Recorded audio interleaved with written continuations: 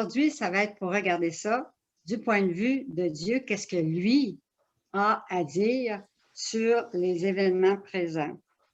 En fait, on va parler du règne de Dieu sur la terre comme au ciel. Les écrits que Jésus a donnés à Louisa Picaretta, ils sont là pour que ça porte du fruit. Dans l'Église, dans l'arbre de l'Église, Jésus explique ça dans les écrits de Louisa, l'arbre de l'Église, jusqu'ici, a produit de belles fleurs. Les belles fleurs, c'était les saints et les saintes qu'on a vu grandir, que l'Église nous a donné en exemple durant ces 2000 ans. Et les grands saints des dieux sait comment est-ce qu'ils ont pratiqué les vertus d'une façon héroïque, des sacrifices, puis des pénitences comme nous, petits comme nous sommes, ne serions pas capables de faire. Mais Jésus nous dit que maintenant, il veut que l'arbre de l'Église porte des fruits. Et c'est à nous apporter des fruits. À chacun de vous, Jésus vous fait un appel pour que vous portiez du fruit. Ça veut dire que non seulement, bien, vous allez vivre une sainteté humaine comme les grands saints ont vécu, mais vous allez vivre la sainteté divine, celle que Jésus a vécue. Mais c'est rien de ce qu'on va faire nous-mêmes, parce que par nous-mêmes, je suis certaine que tout le monde qui m'écoute ici me dit « Mais non, moi, je suis bien trop petite, pécheur, bon, etc. Je ne serai jamais capable de vivre ça. » Puis c'est vrai, vous avez tout à fait raison. De nous-mêmes, on est capable de rien. Mais avec Dieu, on est capable de tout. C'est Jésus qui va le faire en nous. Puis c'est ça qui est difficile, parce que nous, jusqu'ici, dans notre vie, on est habitué de faire les choses. On fait des listes pour dire aujourd'hui, il faut que je fasse ça, il faut que je fasse ça, il faut que je fasse ça. Puis, c'est nous qui décidons qu'est-ce qu'on fait ce matin, qu'est-ce qu'on fait cet après-midi. Puis, dans notre vie spirituelle, c'est la même chose. Bon, ben là, il y a une réunion de ci, une réunion de ça, puis on va à gauche et à droite, puis on décide d'adhérer à tel mouvement, bon, à l'adoration perpétuelle ou bien au mouvement du sang de Jésus, de l'Esprit Saint, en tout cas, peu importe.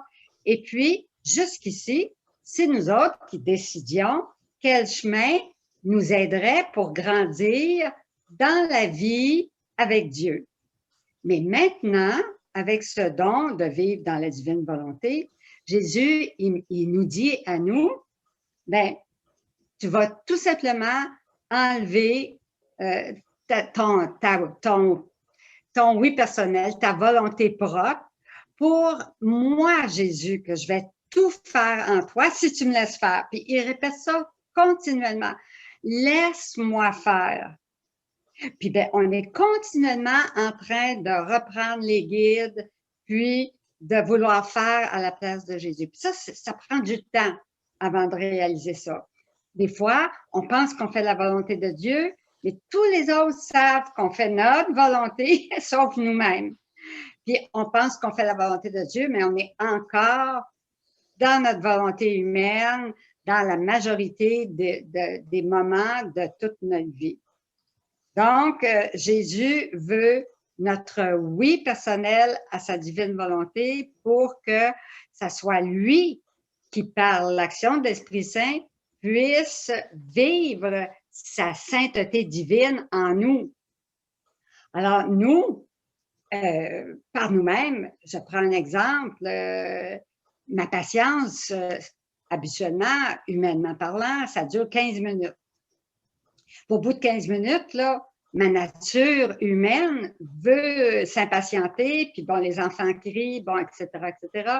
Et puis là, je suis sur le point d'exploser. Puis là, si je vais vivre dans la divine volonté, il va y avoir l'Esprit Saint en moi, Jésus, qui va me dire, laisse-moi faire. Fais-lui un sourire. Dis-lui d'aller dans sa chambre. Dis à l'autre de venir t'aider pour faire la vaisselle. Puis, il va venir en aide à notre patience qui a des limites, parce que lui, sa patience, elle est sans limite. Et si on laisse Jésus exercer sa patience en nous, bien, on va se surprendre à demeurer patient, mais c'est pas nous qui le faisons, c'est la grâce de Dieu en nous et c'est Jésus qui exerce en nous, dans notre humanité, sa patience parfaite, infinie, illimitée. Mais pour ça, il faut être attentive à écouter et à suivre ce que Jésus va nous dire. Puis pour ça, ça prend une vie de silence puis une vie de solitude. Donc, c'est pas pour rien que le Seigneur nous a amenés chacun dans nos maisons parce que c'est une grande grâce pour lui. Parce que il veut qu'on rentre dans notre chambre, qu'on ferme la porte, qu'on fasse un cœur à cœur avec lui, qu'on prenne les livres de Louisa, puis que Jésus nous parle à nous, à notre cœur, puis qu'on ait le cœur ouvert pour que Jésus, non seulement il nous donne de la lumière sur ce qu'on est en train de lire, mais aussi qu'il touche notre cœur pour qu'on ouvre à Jésus, puis qu'on se laisse transformer. Et que petit à petit, Jésus prenne plus de place en nous, puis que petit à petit, la vie divine grandisse en nous, puis que Jésus prenne un peu plus de place, puis que nous, on diminue de plus en plus. Alors, dans toute l'histoire de l'humanité, il y a à tous les 2000 ans, Jésus a fait une rénovation. La première rénovation, ça a été par le déluge. Alors, où on a vu que seulement Noé et sa famille qui ont été épargnés et que le déluge a purgé la terre. La deuxième rénovation a été faite par le sang de Jésus, donc le fiat de la rédemption, où Jésus veut nous laver constamment de toutes nos fautes en faisant couler son précieux sang en nous continuellement. Alors, Jésus, il vient nous racheter. Ça a été vraiment une purification qui est complètement disponible à chacun de nous à tout moment de nos journées. Et la troisième rénovation, 2000 ans plus tard, où Jésus est venu comme rédempteur, Jésus amène la troisième rénovation, qui est une purification par l'Esprit Saint. Alors, il y a trois fiat, fiat de la création qui correspond au Père, mais bien qu'on sait que le Fils et l'Esprit Saint n'étaient pas en dehors de la création, mais c'est une image qu'on se donne, des mots limités d'humain pour dire que la création, c'est le Père, la rédemption, le Fils, et l'ère de la sanctification, le fiat de la sanctification, c'est le feu de l'Esprit Saint. Donc, Jésus nous dit, ayez pas peur de ce qui s'en vient. C'est l'Esprit Saint qui s'en vient sur la terre, le feu de l'Esprit Saint qui s'en vient nous purifier de tout ce qui est humain en nous, de toutes nos pauvretés, de tout ce qu'on a hérité qui venait de la faute originelle, pour nous retourner cette beauté, cette sainteté, cette splendeur, cette gloire que l'Esprit Saint veut avoir en chacun de nous. Alors, il vient, Jésus, par sa résurrection, nous a mérité cette grâce de la résurrection en lui. Alors, on ne vit pas en dehors de Jésus. Alors, c'est Jésus qui a tout fait durant sa vie privée, sa vie cachée à Nazareth, qui aura fait toutes nos vies. Et nous, avec lui, en lui, nous allons aller chercher à chaque instant, à chaque moment de nos journées. On va faire avec Jésus ce que lui aura fait d'une façon parfaite pour le redonner au Père.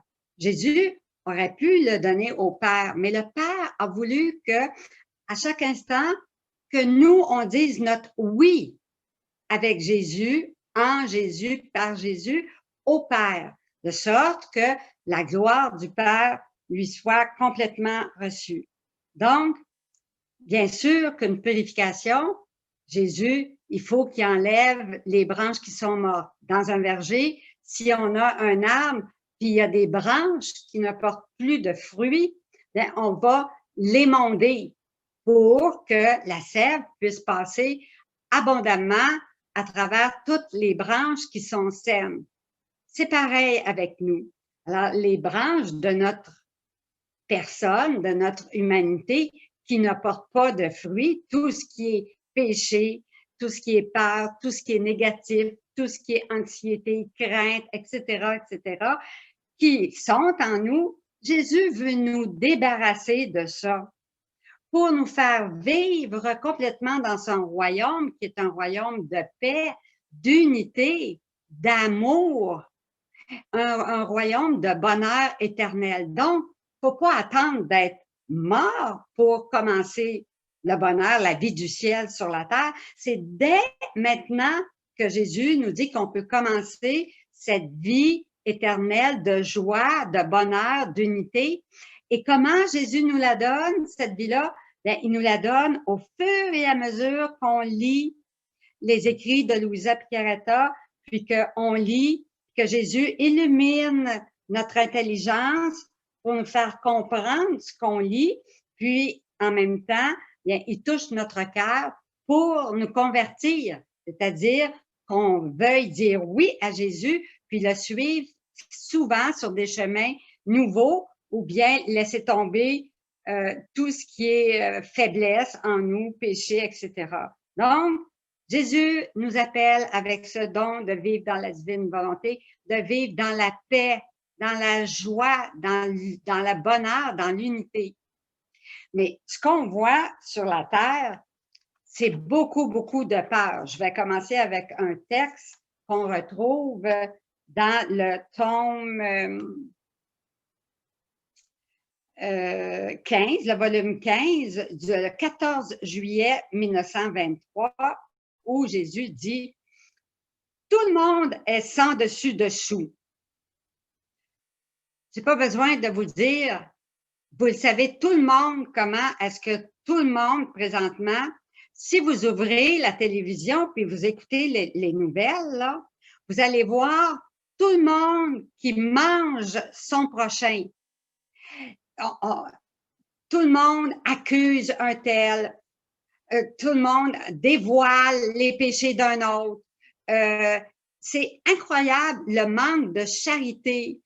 Les calomnies, les médisants. Une calomnie, c'est dire du mal de personnes, mais qui n'existe pas. Puis une médisance, c'est dire du mal qui existe, mais le dévoiler. On n'a pas le droit de faire ça. Dieu veut qu'on vive d'amour et de charité. Mais ce qu'on voit dans le monde se déchire.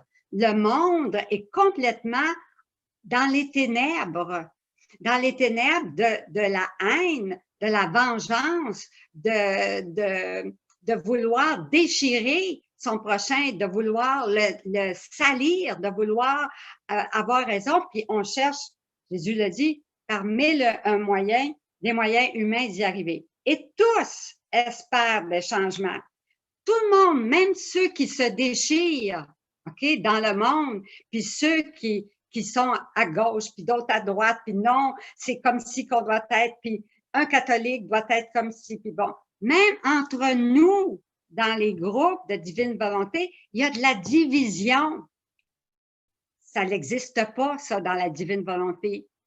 Dans la divine volonté, c'est l'unité parfaite dans l'amour et dans la charité. D'ailleurs, Jésus nous a donné un seul commandement. Aimer Dieu par-dessus tout, de toute son âme, de tout son cœur, de toutes ses forces, et d'aimer son prochain comme soi-même. Et c'est ça qu'on a à faire comme chrétien, et surtout pour vivre dans la divine volonté. Dieu est amour. On ne peut pas vivre dans la divine volonté et créer des divisions parce que nos idées, on pense qu'ils sont les meilleurs puis que les autres devraient les adopter. Il faut laisser tomber nos idées, laisser tomber ce qu'on pense pour adopter le point de vue de Dieu. Ils se réunissent pour échanger des vues et ils s'étonnent de ne rien conclure et de ne pas en venir à de sérieuses décisions. C'est pas ça qu'on voit dans nos gouvernements, c'est pas ça qu'on voit un peu partout. Réunions, puis bon, etc. Puis bon. Même à ça, on veut même, on menace de mort certaines personnes parce qu'on veut les faire taire, parce qu'on n'est pas d'accord, parce que, bon, il y en a une pandémie, il n'y en a pas de pandémie, bon, etc. Tout le monde se déchire. Et la vraie paix ne survient pas. Tout se résume à des mots et pas de réalisation. Pourquoi? Parce qu'on prend des moyens humains. Alors que il y a juste Jésus avec sa divinité, avec ce qu'il est, Dieu, qui va réaliser la paix. Ils espèrent que d'autres conférences, d'autres réunions pourront aboutir à de sérieuses décisions, mais en vain. Et entre-temps, pendant qu'ils attendent, ils ont peur. Tout le monde a peur. Même ceux en politique, je veux dire, on vit dans un climat de peur, d'angoisse, de crainte. Ça, c'est le règne de Satan. Et Jésus, par le don de vivre dans la divine volonté, nous invite à sortir de ce règne pour entrer dans un règne de paix, d'amour. Et il va nous dire plus loin comment y arriver. Alors, il faut s'élever au-dessus de la terre. Certains se préparent pour de nouvelles guerres, d'autres envisagent de nouvelles conquêtes. Et avec cela, les peuples s'appauvrissent. On voit ça présentement. Sont dépouillés vivants. Beaucoup ont perdu leur travail, bon, etc.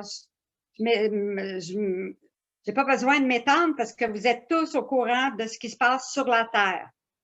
Ils sont dans l'attente, fatigués de la tristesse, du caractère sanglant et violent de cette ère qui les enveloppe. Ils espèrent tous une nouvelle ère de paix et de lumière. Vous savez, durant la première vague, hein, on voyait partout dans les maisons, partout, un petit arc-en-ciel, ça va bien aller. Et ça va bien aller quand? Quand tout le monde va décider de revenir à Dieu. Il n'y a pas d'autre solution parce que c'est l'heure de Dieu.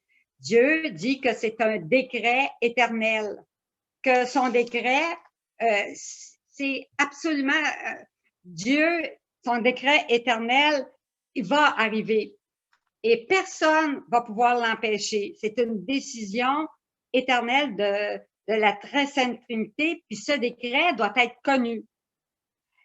Jésus, il vient nous dire qu'il veut vaincre par la force de son amour et non pas par la force de la violence, par la force de la peur ou de la crainte. Il veut nous remplir d'un amour tellement grand. Son amour est tellement grand qu'il déborde puis il dit personne n'en veut de mon amour. Donc, à vous qui écoutez, à qui Jésus veut donner ce don de vivre dans la divine volonté. Vivez dans l'amour les uns avec les autres. C'est le temps, plus que jamais, de faire des efforts pour être en union avec tous nos frères et nos sœurs.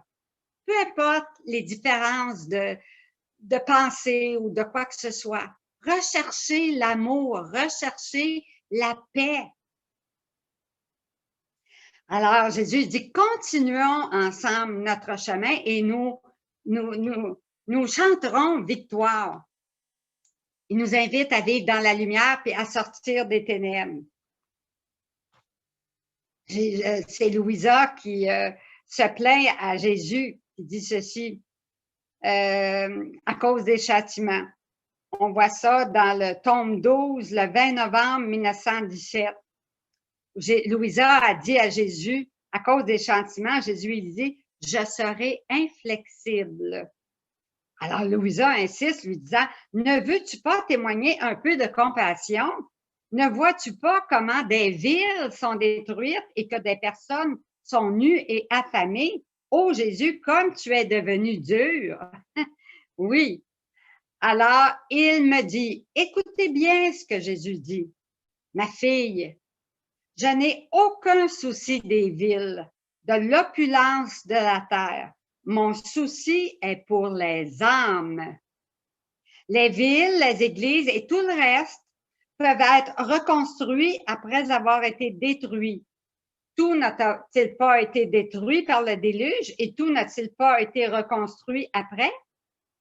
Mais si des âmes se perdent, c'est à jamais. Personne ne peut me les donner de nouveau. Ah, je pleure pour les âmes. Pour la terre, elles ont oublié le ciel. Je vais détruire la terre et faire disparaître les plus belles choses qui sont des pièges qui tiennent les hommes prisonniers. Alors, il faut comprendre que sur la terre, okay, il y a beaucoup de choses qui nous tiennent prisonniers et que Jésus veut qu'à partir de maintenant, qu'on le prenne au sérieux. Parce que même durant la première vague, alors il a fallu cette pandémie-là pour qu'on arrête de courir à gauche puis à droite. Puis, bon, on avait les livres de Louisa, mais on ne les lisait pas. Combien de fois j'ai été où on les lisait, mais on ne prenait pas Jésus au sérieux. On les lisait, on savait des choses, mais est-ce qu'on les mettait en pratique dans notre vie? Ça, c'est une autre histoire. Alors, Jésus, avec la pandémie, là, on est chez nous, puis on a ouvert à nouveau nos livres, puis là, beaucoup de personnes nouvelles, Jésus les appelle à vivre dans la divine volonté, puis depuis le début de la pandémie, il y a énormément de nouvelles personnes à qui Jésus fait connaître ce don de vivre dans la divine volonté et qui l'appelle à vivre dans sa divine volonté. Donc, alors, c'est un plus pour le Seigneur parce qu'on voit que de plus en plus, les écrits de Louisa Piccarreta se répandent sur la terre, partout, dans tous les pays. C'est la même chose. Et que de plus en plus, les gens prennent Jésus au sérieux et veulent vraiment vivre dans cette divine volonté. Il faut vraiment vivre. C'est important de comprendre que pour vivre dans la divine volonté, ça prend un abandon total à Jésus puis une confiance totale. Tu sais, vous savez, quand on va faire des prières, on dit « Cœur sacré de Jésus, j'ai confiance en toi. Cœur sacré de Jésus, j'ai confiance en vous. » Mais là, il va falloir dire « Cœur sacré de Jésus, j'ai confiance en toi, totalement confiance en toi. » Jésus explique dans les livres de Louisa que les animaux, par exemple, si on prend dans la mer, quand il y a une tempête au-dessus, une grosse tempête, les navires sont secoués, tout ça, qu'est-ce que font les baleines et tous les poissons? Ils s'en vont, ils plongent profondément dans le creux de l'océan, dans une région où tout est calme et tout est silence et c'est la paix parfaite. Et Jésus nous donne cet exemple-là pour nous dire que nous aussi, si on veut vivre dans la divine volonté, pendant que la tempête du monde a lieu, pendant que cette purification a lieu, il nous appelle, je vais prendre toujours le même exemple, mais après ça, il donne d'autres exemples, il nous appelle à rentrer profondément dans l'océan, dans la mer de sa divine volonté pour vivre avec Jésus, en Jésus, par la grâce de Dieu, totalement dans la paix, puis dans la joie de ce cœur à cœur avec Jésus. Dans les écrits de Louisa, c'est Louisa qui dit dans le tome 1, page 72, parce qu'il n'y a pas de date, écoutez bien ce que Louisa dit. Mais écoutez bien ce que Jésus dit à Louisa. Jésus se montra à Louisa, il était comme un jeune homme d'une grande beauté. Louisa raconte, « Je crois que Jésus ne pourrait pas se manifester dans une si grande beauté à une âme qui ne jouirait pas d'un calme parfait et d'une profonde humilité. » Ça, c'est important, l'humilité. C'est important d'en parler parce que pour vivre dans la divine volonté, il ne s'agit pas d'être humble. Parce que l'humilité, même tous les degrés qu'on connaissait dans la spiritualité de l'Église, bien, il y avait toujours, même au dernier degré, un regard sur soi-même. Mais pour vivre dans la divine volonté, il faut rentrer dans notre néant. On n'est rien, absolument rien. Tout ce qu'on a de bon en nous, c'est par la grâce de Dieu. Puis tout ce qu'il y a de mauvais en nous, ben, ça nous a été donné soit par l'hérédité, par les suites du péché originel, ou bien ce sont des suggestions de Satan qui nous viennent, puis bien, on dit oui au démon plutôt que oui au Seigneur. Donc, l'humilité, là, alors dites-vous, c'est pas juste de dire je suis humble, il faut que je sois humble. Non, il faut réaliser qu'on n'est rien, que Dieu est tout. Alors, c'est pas grave parce que Dieu veut se donner totalement à nous. Alors, on est la plénitude de Dieu, c'est ça qu'il veut nous donner en nous pour que lui puisse vivre pleinement en nous, puis que nous, on disparaisse complètement. Jésus, il dit bon, je vais le prendre tout de suite, bon, page 38, je vais le dire dans mes mots, mais Jésus, il dit que vivre dans la divine volonté, c'est le tombeau de l'âme. Alors, nous, on a à rentrer dans le tombeau pour mourir à nous-mêmes, mourir à nos idées, mourir à notre conception de Dieu, parce que Dieu est beaucoup au-delà de tout ce qu'on peut s'imaginer ce qu'est Dieu. Mourir à nos préférences, mourir à nous-mêmes, là, à ce qu'on aime, à ce qu'on fait qui nous plaît, bon, à tout ça. Puis Jésus, il dit dans ce texte-ci que ce qui ferme le tombeau, la pierre tombale, c'est l'amour. Puis la poignée pour ouvrir le tombeau, il n'y en a pas en dedans. Elle est à l'extérieur et c'est l'amour. L'amour qui doit garder le tombeau fermé. Donc, par amour pour Dieu. Parce que Jésus veut qu'on devienne un autre lui-même, rempli de son amour à lui. Alors, nous, on va être complètement cachés en lui, dans le tombeau, et lui va vivre pleinement dans notre humanité. On va être, comme Saint Paul le dit, une humanité de surcroît pour Jésus.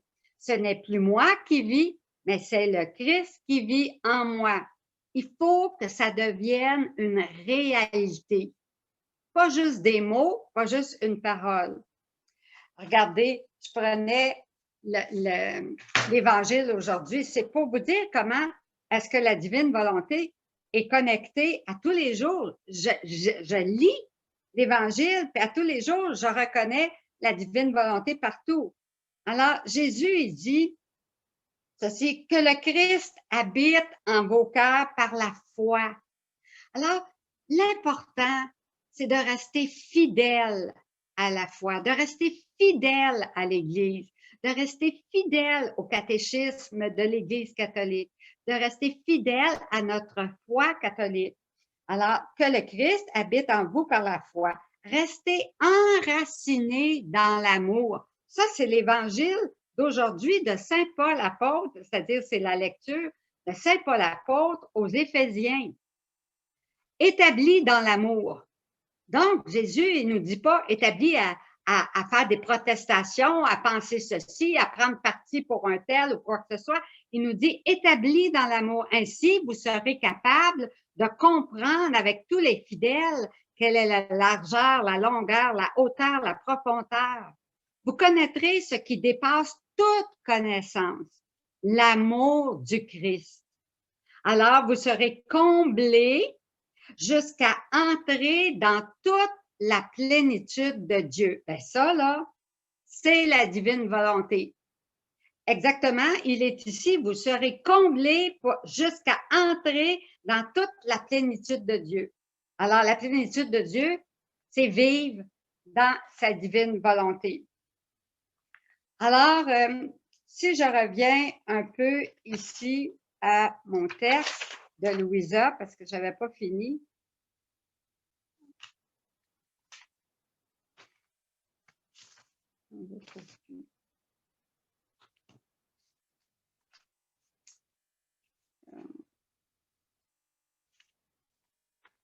ici. Bon, alors je vais reprendre la phrase pour que qu'on puisse continuer, là. Je crois que Jésus ne pourrait pas se manifester dans une si grande beauté à une âme qui ne jouira pas d'un calme parfait et d'une profonde humilité. OK, c'est là on était rendu. Il se retirerait au moindre trouble de l'âme. D'un côté, si une âme ressentait une paix et un calme tels qu'elle ne serait pas troublée par un désastre ou une guerre féroce autour d'elle. Alors, non seulement Jésus se laisserait voir par elle, mais il goûterait un doux repos en elle, un repos que ne pourrait lui procurer une âme troublée. Donc, Jésus nous appelle, puis Louisa nous donne l'exemple ici, que plus on va rentrer dans la paix, dans l'unité, dans l'amour de Dieu et de notre prochain, plus notre âme va rester en paix, plus Jésus va être en union avec nous, parce que Jésus est le prince de la paix, puis Dieu est amour. Alors, c'est ça qu'il faut rechercher. Donc, si on nourrit notre âme de toutes les nouvelles de la terre, de tout ce qui se passe sur la terre, on nourrit notre âme de noirceur, de ténèbres, de tout ce qui se passe en politique, dans peu importe le pays, etc. Jésus nous invite par ce don de vivre dans la divine volonté, de sortir, de s'élever notre âme. Il dit dans un autre, il dit de s'élever entre ciel et terre. C'est là que Jésus est entre ciel et terre. Il est sur la croix et il intercède pour toute l'humanité. Et nous, dans la divine volonté, nous devons nous élever de la terre pour être avec Jésus sur la croix, mais en même temps, être dans une prière continuelle d'adoration, de demande pour nos frères et sœurs du monde entier, parce que Dieu sait que le monde, l'humanité a besoin de prière, d'action de grâce pour tout ce que le Seigneur nous donne. Jésus nous dit dans la Bible, soyez toujours en action de grâce. Jésus nous demande de faire des rondes. On va parler plus tard de qu'est-ce que c'est qu'une ronde, mais grosso modo, pour le dire vitement, je vais dire ceci, l'amour de Dieu est constamment, nous arrive à tout moment de nos journées, à chaque instant. Si on peut se voir, si on est vivant, c'est parce que la grâce de Dieu nous tient vivants. Alors Jésus, dans son amour, nous tient en vie, nous donne la grâce, bon, etc. Alors, il faut comprendre que Jésus veut, par les rondes, qu'on retourne cet amour divin-là qui nous donne à chaque instant, qu'on le retourne à Dieu le Père. Pourquoi? Pour rendre gloire à notre Papa du ciel. Jésus, sur la terre, avait toujours 3 intentions. Durant toute sa vie, il a eu uniquement ces 3 intentions-là. Et pour chaque personne qui veut vivre dans la divine volonté, chaque personne doit toujours, à chaque moment de chaque jour, avoir ces 3 mêmes intentions-là dans chacun de ses actes. Premièrement, rechercher uniquement travailler, uniquement agir pour la gloire de notre Papa du ciel, pour lui rendre toute la gloire qui lui est due en notre nom et au nom de toutes les créatures passées, présentes et futures qui ne le font pas. Nous, on va se substituer à elles, puis on va le faire pour elles, pour toute l'humanité. Alors, on va rendre à notre Papa du ciel, en Jésus, toute la gloire qui est due à notre Papa du ciel. Deuxième intention que Jésus avait toujours sur la terre, c'était le salut des âmes. Alors, nous aussi, on va cesser de se préoccuper de nous-mêmes, de nous-mêmes, de notre vie, de nos problèmes, de nos souffrances, etc., pour être préoccupés du salut des âmes. Oui, c'est possible que Jésus, puis fort possible, nous avons tous une croix à porter, nous avons tous des souffrances à vivre. Mais Jésus nous donne ses souffrances, ses épreuves, etc., pour que, unis à celles de Jésus, que ça puisse servir pour le salut des âmes. Il y a des âmes peut-être aujourd'hui qui sont prêtes à aller en enfer, puis que parce que on dit oui à Jésus, puis que unis à Jésus, on unit nos souffrances à celles de Jésus, mais elles vont être sauvées par Jésus, par son sang précieux, grâce à notre sacrifice qu'on fait d'offrir nos souffrances, d'accepter nos souffrances, puis de dire oui à Jésus. Alors, le salut des âmes, c'était la préoccupation de Jésus et ça doit être la nôtre aussi. Et la troisième intention pour laquelle Jésus a fait toute sa vie sur la terre, c'était pour hâter la venue du règne de Dieu sur la terre. Donc, nous, dans tout ce que nous faisons, nous devons toujours avoir ces trois mêmes intentions. Rendre gloire à notre Papa du ciel. Alors, posez-vous la question, est-ce que dans tout ce que je fais dans une journée, c'est toujours pour rendre gloire à mon Père? Souvent, on agit pour nous-mêmes. On est centré sur nous-mêmes. Depuis le péché originel, le Seigneur l'a dit, on a la tête en bas puis les pieds en haut. J'avais un texte là-dessus. J'y reviendrai peut-être tantôt. Alors, Jésus l'a dit, on est centré, puis il veut qu'on relève la tête. Puis il nous dit constamment dans les livres, il disait à Louisa aussi, Louisa a vécu durant la Seconde Guerre mondiale, puis Louisa a dit à Jésus, Jésus, les bombes tombent, je les entends. Jésus, arrête avec les fléaux, il faut que ça l'arrête, Jésus. Jésus, il disait à Louisa, Louisa, est-ce que tu veux que ça l'arrête? Puis Louisa, elle disait, oui, je veux que ça l'arrête. Ben, il dit, si tu veux que ça l'arrête, toi, vis dans la divine volonté, puis fais tes rondes. Donc, on est appelé à prier sans cesse. Dans la Bible, hein, Jésus nous dit, priez sans cesse. Alors, on va prier, notre vie va devenir, avec ce don de vivre dans la divine volonté, une prière de plus en plus fréquente, puis de plus en plus pour en arriver à ce que notre vie soit une prière continuelle. C'est pas de se mettre à genoux puis de dire j'oublie mon devoir d'État là, puis j'ai plus de famille, moi, il faut que je prie continuellement pour le salut des âmes. Pas ça du tout. Je m'en vais. Alors, le devoir d'État est toujours premier et le devoir d'État, ça passe en premier. Alors, si je m'en vais, je suis une mère de famille, puis bon, j'ai le marché à faire.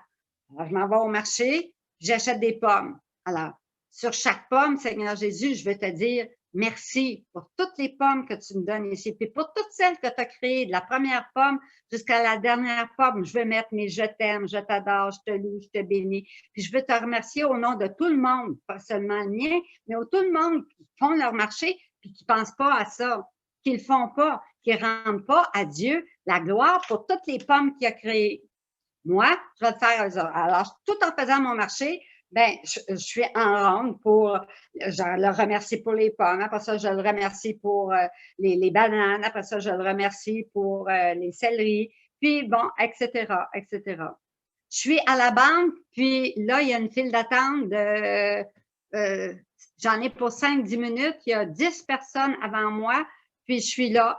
Au lieu de regarder partout, puis de dire, ah, regarde celui-là, il y a les lunettes croches, puis telle affaire. Puis, des fois, c'est vide, ou bien quand c'est pas des mauvaises pensées ou des jugements sur les autres, ou quand c'est pas carrément des jugements.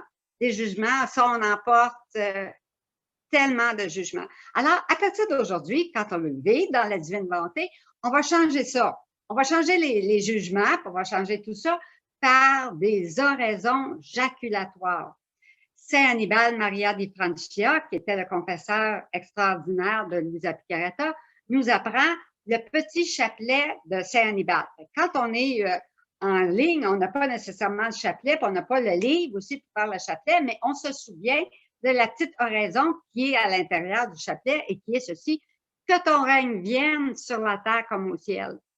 C'est facile à dire, puis ben, l'Esprit Saint va vous faire jaillir ces prières-là. Alors, on est en ligne, puis dans la divine volonté, on dit au Seigneur, ben, Seigneur, fais-moi entrer dans la divine volonté, puis je veux te dire au nom de tous et pour tous, pour tout le monde, donc on inclut tout le monde, toute l'humanité. On n'est pas obligé de toujours dire passé, présent, futur, mais au nom de tous, puis pour tous, dans la divine volonté, c'est ça que ça veut dire à ce moment-là. Et puis, bien, on fait que ton règne vienne sur la terre comme au ciel, que ton règne vienne. Et Jésus dit, quand il y aura assez de personnes qui vont supplier que mon règne vienne sur la terre comme au ciel, eh bien, à ce moment-là, mon règne va, là, je vais vous le donner au niveau universel, ce règne de Dieu. Mais il ne veut pas que ça soit comme ça a été au moment d'Adam, parce que s'il nous redonne le cadeau présentement à toute l'humanité, ça va être un échec. Les gens ne sont pas prêts, les gens ne sont pas ouverts à Dieu, ils ne retournent pas à Dieu. Les gens, ce qu'ils veulent faire, c'est retourner à leurs activités d'avant, alors que Jésus veut les ramener à lui. Voyez-vous que c'est exactement le mouvement contraire de ce qui se vit sur la terre. Jésus, il veut qu'on enlève notre regard sur la terre pour élever notre regard vers lui. Puis il nous dit à toutes nous autres, fixe ton regard sur moi, Jésus, parce que moi, je suis la lumière, le chemin, la vérité, la vie divine. Moi, Jésus, c'est moi qui est la lumière. Alors, puis constamment, il nous dit, ne regarde que ma divine volonté. Fixe ton regard sur moi, la lumière du monde. Nulle part, c'est marqué de fixer notre regard sur la terre, dans les ténèbres, tout ça. Il veut nous faire sortir du monde. Il veut nous faire sortir des ténèbres, de la noirceur, pour qu'on vive pleinement dans la lumière. Et Jésus nous dit, dans les écrits de Louisa, qu'il veut continuellement qu'on garde notre regard dans les écrits de Louisa, parce que c'est Jésus qui nous parle, puis qui éclaire avec sa lumière divine, notre intelligence pour que, et qui parle à notre cœur pour qu'on se laisse transformer par son amour divin, et qu'on laisse tomber tout ce qui est de nous-mêmes, nos idées, tout ce qui est humain en nous, que ça disparaisse tranquillement. Alors, on n'a pas à lutter contre notre humanité. Jésus, il nous dit, regarde-moi, lis les livres du ciel, fixe ton regard sur Jésus et lis le livre du ciel. Et tranquillement, moi, Jésus, c'est moi qui va tout faire. Puis vous allez vous apercevoir, avec la divine volonté, c'est ça qui est extraordinaire, c'est qu'on n'a pas à, OK, là, je vais travailler plus ma patience. Bon, il me semble que moi, j'ai à travailler ça. Puis ça, c'était dans le mode humain, on travaillait des vertus. Mais avec Jésus, c'est totalement différent. Avec Jésus, c'est lui qui va travailler ce que lui veut bien travailler en nous, puis nous, on va le laisser faire. Donc, on va suivre Jésus, puis on va dire oui à tout ce qu'il dit. Souvent, ce qui arrive, on dit oui, oui, Jésus, mais on est comme dans une auto. OK, il y en a certaines que c'est eux autres qui ont le volant, puis Jésus est à côté. OK, Jésus, on s'en va magasiner. OK, Jésus, on s'en va faire telle affaire. C'est eux autres qui décident, puis Jésus suit. Comprenez-vous qu'ils sont encore dans leur volonté humaine, puis que même s'ils disent à Jésus, Jésus, on fait ça ensemble, mais que, OK, Jésus, là, on s'en va faire ça, puis là, on va faire ça, que c'est eux autres qui sont au volant. Alors, il faut donner le volant à Jésus. Puis nous autres, il faut se mettre en arrière, même dans la valise, pour ceux qui ne sont pas capables puis qui vont absolument dire à Jésus, Jésus, me semble que c'est à gauche qu'il faut aller, puis il me semble que c'est à droite qu'il faut tourner. Jésus sait très bien le chemin. Lui, il sait le chemin pour nous retourner à cet état originel de beauté, de sainteté, tel qu'était avant Adam, avant la faute originelle. Nous, on ne connaît pas le chemin. Mais l'Esprit Saint connaît le chemin, Jésus connaît le chemin. Donc, il faut le laisser faire. Donc, on donne le volant à Jésus, puis on n'est pas assis à côté de lui, puis dire, mais Jésus, me semble que ça devrait être comme ça. Jésus, me semble que ça devrait être comme ça. Puis Jésus, il faut que ça soit comme ça. Puis, tu sais, non. Jésus conduit, puis nous, on est dans la valise. On se laisse conduire par Jésus. Jésus est notre Créateur, notre Dieu d'amour tout-puissant. Si c'était un autre humain qui était au volant, on pourrait avoir peur parce que d'un autre humain, il peut nous trahir, il peut se tromper de chemin, bon, etc. Mais avec Jésus, on est certaine que Jésus nous amène sur le chemin du ciel. Avec Jésus, nous laissera jamais tomber. Jésus nous amène directement sur le chemin de sa vie divine. Il nous amène directement en lui. Alors, si on laisse faire Jésus, ben, on est certaine que Jésus va avoir les moyens puis le chemin. Et il n'y a pas de chemin pareil. Il n'y a pas de personnes qui écoutent ici qui ont eu les mêmes parents, la même génétique, le même cheminement de vie, que Jésus est venu chercher de la même manière ou que Jésus a amené dans telle spiritualité, bon, etc., etc. Donc, il nous a tous préparés à vivre dans la divine volonté, mais d'une manière différente. Et nous sommes tous appelés à vivre dans la divine volonté, mais avec une teinte qui est unique à chacun de nous.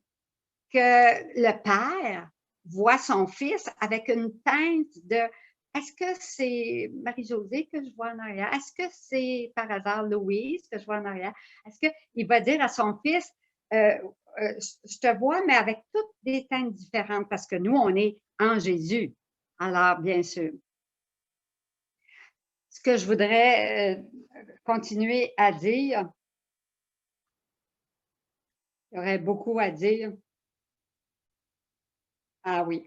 Il y a quelqu'un qui me disait un jour, elle m'appelait dernièrement, puis bon, les événements étaient déjà commencés, puis elle me disait, je sentais en elle cette fébrilité de vouloir vivre dans la divine volonté, puis elle disait, mais là, j'aurais pas le temps de lire tous les livres, puis tout ça, puis je voudrais tellement avoir connu la divine volonté il y a 5 ans pour avoir lu déjà les livres, avoir déjà un chemin de fait. Là, je fais juste commencer. Inquiétez-vous pas. Parce que Jésus, il dit que en un jour vécu dans la divine volonté, on fait plus que dans toute notre vie. Comprenez-vous ça? Alors, un instant vécu dans la divine volonté vaut plus que toute notre vie avant. C'est pour vous dire la grandeur, ça nous dépasse. Ça dépasse notre petite intelligence humaine. Parce que Jésus, lui, il a une intelligence divine. Alors, ça va nous prendre l'éternité avant de connaître Dieu, de se remplir de Dieu, de connaître tous ses attributs. Jésus le dit bien, même dans les livres de Louisa, qu'il nous a révélé les attributs divins qui sont le plus adaptables à notre nature humaine pour qu'on puisse comprendre. Ça veut dire que Dieu est bien au-delà de ce que notre petite intelligence peut connaître. Et puis, ce qu'il nous révèle dans les écrits de Louisa, c'est comme le balbutiement de ce qu'est Dieu. C'est comme le ABC de cette vie dans la divine volonté. Donc, on n'a pas à craindre parce que il s'agit d'enlever, puis il y a des âmes qui entrent dans la divine volonté, puis parce que les autres connaissent beaucoup de de connaissances, mais qu'ils résistent continuellement à dire oui à Jésus à longueur de journée. Ou bien parce que, bon, ils ont fait des rondes un bout de temps, mais après ça, ils sont tannés, puis ils ont passé à d'autres choses, puis que là, ça leur tente pas beaucoup, bon, etc., etc. Alors, il y a des âmes qui dès qu'on donne notre oui à Jésus, puis dès qu'on veut entrer dans la divine volonté, puis tout faire dans la divine volonté, l'important, c'est l'appel de Jésus dans chacun de nos actes. L'appel de Jésus dans une prière, c'est un acte. Tout ce qu'on fait, l'appel de Jésus, parce que Jésus ne va pas s'imposer à nous. Il veut que constamment, et ce, à partir de maintenant, jusqu'à temps qu'on parte pour le ciel, que continuellement, on l'appelle pour agir avec lui, en lui, par lui, dans tous nos actes, pour que lui, quand il vient, il transforme notre acte humain, que ce soit une prière ou autre chose, en un acte divin. Que cet acte-là soit éternel et qu'il porte du fruit pour toute l'humanité. Un exemple de ronde, au lieu de regarder les ténèbres, Jésus nous donne cette capacité par la prière dans la divine volonté de transformer tout le mal, on le fait avec les 24 heures de la Passion, de transformer le mal en bien, de transformer toutes les médisances, les calomnies, les jugements, bon, tout ce qui se passe de mal dans la vie. On peut, par la puissance créatrice de Dieu qui nous prête pour le moment, parce qu'il faut bien s'entendre que Louisa a reçu le don de vivre dans la divine volonté. Mais toutes nous autres, levez la main, celle qui est sans péché ici. Alors, vous voyez, on est tous dans le même bateau. On est tous en voie de grandir dans cette vie divine, mais on ne peut pas dire personne qu'on vit la plénitude de vie divine, qu'on est rendu à cet état de beauté originelle que Adam avait avant la faute originelle. Donc, il faut vraiment comprendre qu'on n'a pas à se comparer, à dire, oh, elle vit dans la divine volonté. Non, non, c'est pas de notre ressort, absolument pas. C'est pas parce qu'on voit quelqu'un pratiquer une vertu plus que nous autres qu'on fait, puis que telle personne qu'elle vit dans la divine volonté. Non, non, pas du tout. On est tous en cheminement de vie. On est tous en croissance dans cette vie, dans la divine volonté. Mais personne, à l'heure actuelle, dans l'humanité, a atteint cette plénitude de vie divine. Mais Jésus veut nous la donner, à condition qu'on soit constant. Jésus, il nous dit dans les 24 heures de la Passion que la constance, c'est une vertu divine. Nous autres, les humains, on est inconstants par nature humaine. Donc, on fait pendant un certain temps, ça peut être 6 mois, pour d'autres 2 ans, puis après ça, pouf, ça retombe. On fait pour un bout de temps, puis ça retombe. Ça, c'est notre nature humaine. La constance divine, c'est une vertu divine. Il faut la demander, puis il faut savoir qu'on doit la posséder. Donc, on doit la demander, puis ben, quand on sent que notre nature humaine veut être inconstance, ben, on se rappelle que Jésus nous a dit que la constance est nécessaire pour vivre dans la divine volonté. Donc, à tous les jours, on reprend cette vie dans la divine volonté. À tous les jours, on va faire les rondes qu'on va expliquer plus tard dans d'autres vidéos. À tous les jours, on va faire les 24 heures de la Passion. À tous les jours, on va vivre notre vie sous forme d'action de grâce, de remerciement, d'adoration au nom de tous et pour tous. Et puis, le lendemain, on recommence, et ça, jusqu'à temps qu'on parte pour l'éternité. Et nous, en tant qu'humains, on n'est pas habitués à ça. Parce que cette force qui donne la constance, on ne l'a pas. On est faible par nous-mêmes. Quelqu'un me disait l'autre jour, non, non, non, non, je sais que je suis sortie de tel péché, puis je tomberai plus, là. Je tomberai plus. Je te le dis, c'est fini. Ce péché-là, je tomberai plus. J'ai dit, pauvre toi. J'ai dit, par nous-mêmes, on ne peut pas dire ça. Il faut comprendre qu'on est faible, puis qu'on est toujours enclin par notre nature humaine, puis parce que notre tendance au mal nous apporte toujours vers le bas, que uniquement Jésus peut nous amener vers le haut, puis nous donner cette constance divine-là, cette force divine-là pour passer et sortir du péché par nous-mêmes. C'est pas possible, mais pour Dieu, tout est possible et lui veut nous faire sortir du péché. Alors, c'est pas par nous, par nos efforts, puis par notre volonté, puis bon, etc. Ça, c'était le moyen des saints de l'Église avant. C'était par la force de caractère, puis par les pénitences, puis partout que les saints arrivaient à combattre leur nature humaine, puis à devenir, à pratiquer des vertus de façon héroïque. Mais nous, on sait qu'on est bien petit, puis qu'on n'est rien, puis que Dieu est tout, puis que c'est lui qui va tout faire en nous. Alors, inquiétez-vous pas de vos faiblesses, tout ça, parce que Jésus, il dit ceci.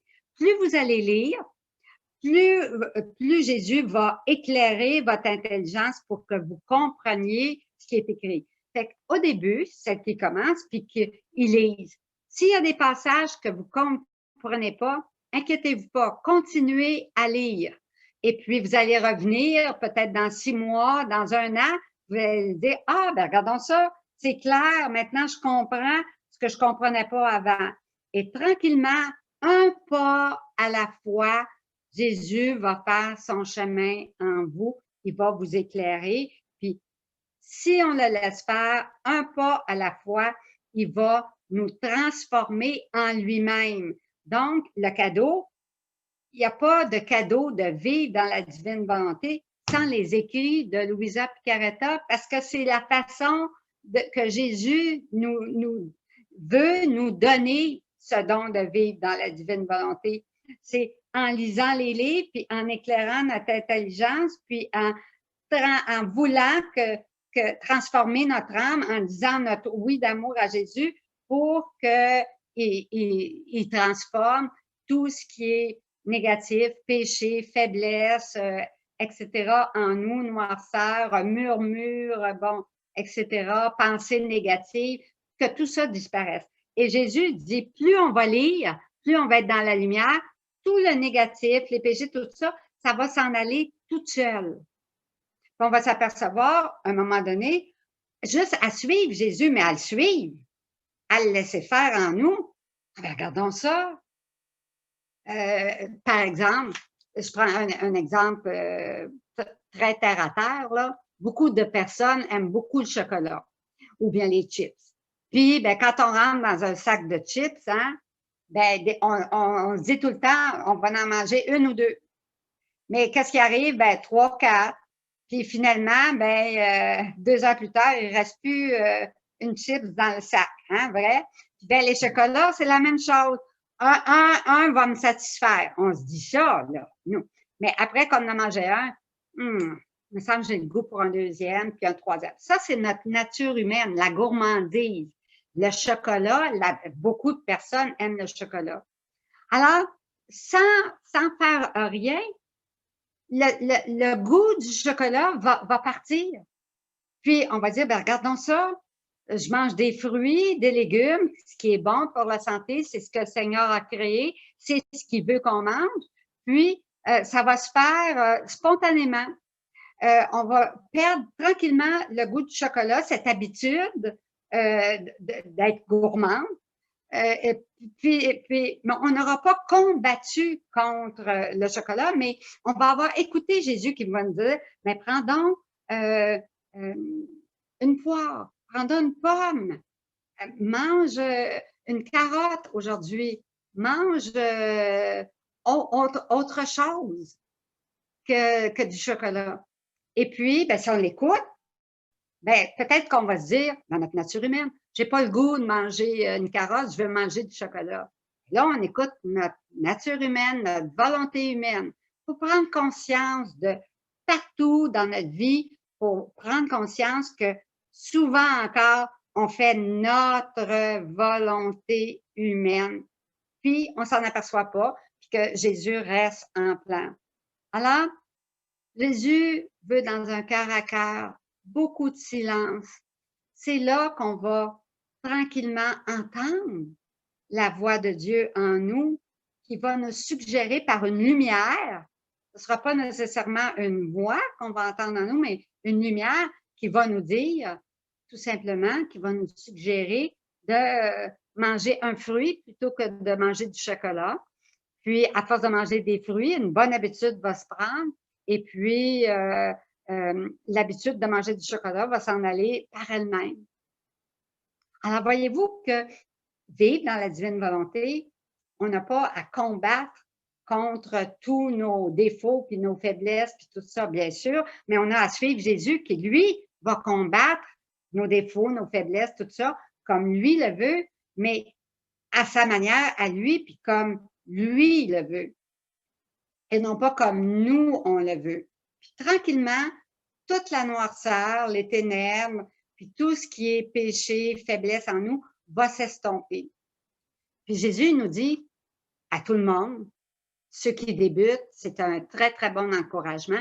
Si tu désires ardemment vivre dans la divine volonté, si tu fais tout pour vivre dans la divine volonté, alors j'en connais, moi, qui commencent à vouloir vivre dans la divine volonté, qui ont les livres, puis qui sont feu et flamme là, pour la divine volonté. Gardez ce feu et flamme-là, parce que Jésus, il dit que tout ce qu'on n'est pas capable de faire à cause de nos faiblesses, à cause de, bon, peu importe, c'est lui qui compense à notre place. Donc, pour pas nous faire sortir de la divine volonté. Ce qui nous fait sortir de la divine volonté, c'est le péché. Alors, dès qu'on pêche, soit par un jugement ou autre chose, on sort de la divine volonté. C'est pour ça que Jésus, au début, il nous donne le cadeau comme un prêt. C'est pour ça qu'on doit le demander parce que souvent, on ne s'aperçoit pas qu'on sort de la divine volonté. Tu sais, c'est pas comme j'ouvre une porte, je ferme une porte, j'ouvre une porte. Ça se fait sortir de la divine volonté. On ne s'en aperçoit pas tout le temps quand on fait une faute. Par exemple, je vous donne un exemple. Quelqu'un qui s'en va au magasin puis qui est tellement pressé parce que là, il est à la dernière minute, puis il faut qu'il aille travailler, puis là, il a juste le temps. Fait qu'il ouvre la porte, puis il y a des paquets dans les mains, puis il s'en va en avant, puis la porte se referme sur une pauvre madame invalide qui avait une béquille, puis qui avait une canne, puis qui avait de la misère à se tenir debout, puis la madame tombe à terre. L'autre personne qui est partie, là, il s'est même pas aperçu qu'il y avait, tu sais, la porte avait été sur la madame, puis que la pauvre madame était tombée à terre. Voyez-vous comment est-ce que des fois, ça c'est un exemple flagrant, parce que tout le monde en arrière ont vu la madame tomber, puis ils ont bien vu que le monsieur en avant ou la madame en avant, que c'était dans l'empressement, puis qu'elle aurait dû retenir la porte pour voir au moins qui était derrière, pour pas que la porte arrive derrière la personne, puis que fasse tomber cette personne-là. Donc, dans notre vie, on est tous avec des imperfections, on a tous des manques de charité envers notre prochain. Puis souvent, on s'en aperçoit pas parce qu'on est inattentif à notre prochain, parce qu'on est trop centré sur ce qu'on doit faire, l'heure qu'il est, puis bon, etc., etc. Puis on n'est pas attentif à l'Esprit Saint de Jésus-Christ en nous. On n'est pas assez attentif à suivre Jésus, mais on est dans notre humanité, puis dans notre énervement, puis dans notre dans le tourbillon de la vie. D'ailleurs, c'est un des trucs du démon de nous garder très, très, très, très en mouvement, comme une girouette qui tourne et tourne et tourne à gauche, à droite, puis continuellement dans une activité, un activisme qui nous empêche de s'asseoir puis de reposer sur le cœur de Jésus, qui nous empêche de contempler dans la nature les merveilles de Dieu, mais aussi la présence de Dieu dans chacun des éléments de sa nature. On le voit plus à l'automne quand les feuilles sont de toutes sortes de couleurs. On voit plus comment est-ce que Dieu, dans sa création, on voit les beautés de Dieu, on peut voir Dieu à travers les beautés. Mais, règle générale, on est trop occupé à cette vie terrestre pour s'arrêter. Mais Jésus, pour vivre dans la divine volonté, on va redevenir des enfants, puis on va s'émerveiller sur un flocon de neige. Tu sais, un enfant, la première neige qu'il voit, il n'a jamais vu de flocon, puis il voit un flocon de neige, il est en contemplation devant ce flocon de neige-là. Mais nous aussi, on doit revenir comme des petits-enfants et contempler dans sa nature, devant le Saint-Sacrement, rester dans un cœur à cœur avec Jésus pour reposer dans son amour, puis reposer dans sa paix. Jésus qui veut nous donner la paix. Et j'espère que tout le monde aujourd'hui vont avoir compris que Jésus nous invite à fixer notre regard sur lui et sur la divine volonté parce que c'est le seul remède à tous les maux de notre humanité. Il n'y en a pas d'autre. Jésus nous donne le livre du ciel comme le remède pour l'humanité entière, pour sortir du chaos dans lequel nous sommes, dans lequel le chaos va continuer tant que l'humanité, tant qu'il n'y aura pas assez d'âmes qui se substituent au nom de toute l'humanité. Alors, c'est à nous de le faire pour rendre à Dieu le Père toute cette gloire qui lui revient, travailler sans cesse au salut, à la rédemption de toutes les âmes, puis pour hâter. Plus on va prier, plus on va lire dans la divine volonté et plus on va prier dans la divine volonté, mais plus vite le royaume de Dieu va venir sur la terre comme au ciel. Donc, en même temps qu'il nous donne un cadeau, un don de vivre dans la divine volonté, c'est aussi une mission qu'on doit prendre au sérieux. Une mission, on doit répondre à l'appel de Jésus. Répondre à cet appel qui veut qu'en nous donnant sa puissance créatrice, qu'on remercie Dieu, qu'on rende gloire à Dieu au nom de toute l'humanité qu'il ne fait pas. Et Jésus, dans sa divinité, c'est lui qui fait tout, mais il va transformer le monde. Mais il faut qu'il y en ait assez parmi vous que c'est pas d'être assis puis d'attendre les événements puis de voir ce qui va se passer. On a un rôle actif et très important à faire, qui est de transformer notre vie dans une prière continuelle de ronde pour rendre gloire à Dieu notre Père, remercier Dieu notre Père, demander des grâces pour l'humanité entière, réparer avec les 24 heures de la Passion, remercier au nom de toute l'humanité. Et on doit, cette tâche-là, on doit de jour en jour augmenter cette croissance de vie dans la divine volonté que Jésus veut vivre en nous. Alors, disons, gloire au Père, au Fils et au Saint-Esprit, au Dieu qui est, qui était et qui vient, pour les siècles des siècles. Amen.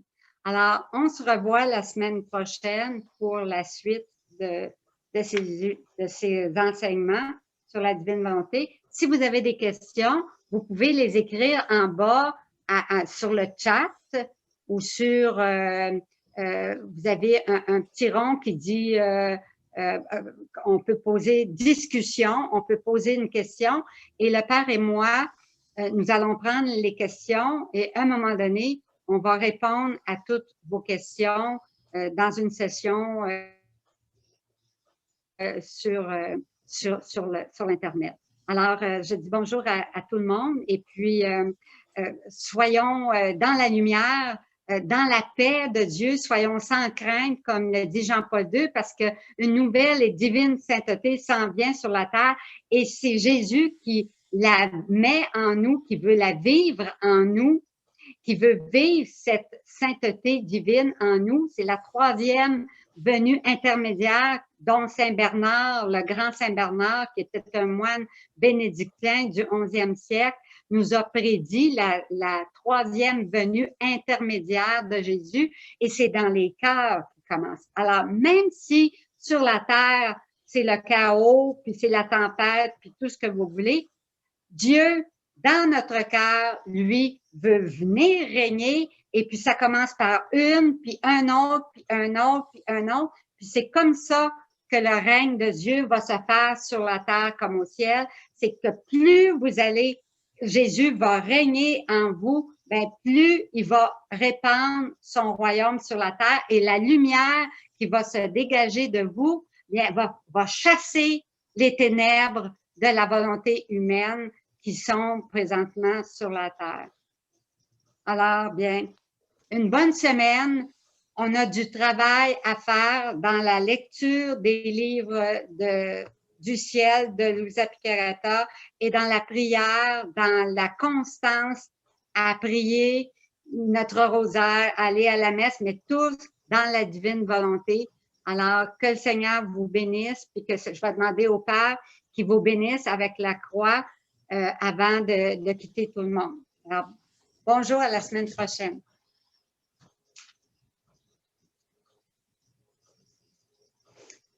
Que Dieu Tout-Puissant et la Sainte Vierge vous bénissent et tous les vôtres, au nom du Père et du Fils et du Saint-Esprit. Amen. Amen. Bonsoir à tout le monde.